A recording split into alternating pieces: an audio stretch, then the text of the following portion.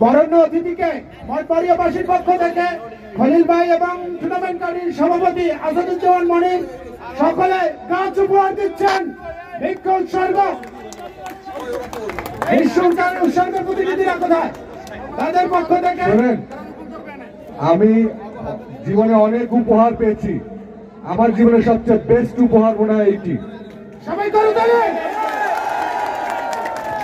এবং এটি আমি সত্যি ঢাকা নিয়ে যাব এবং আমার বাসায় এটা আমি রোপণ করবো। আপনাকে ধন্যবাদ।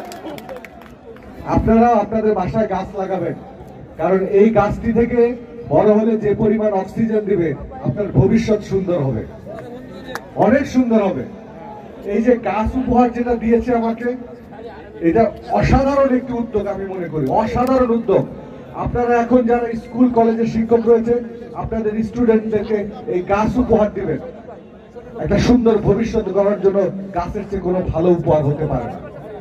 আপনাদের সবার জন্য সুস্থ সুন্দর জীবন কামনা করছি। ধন্যবাদ সবাইকে।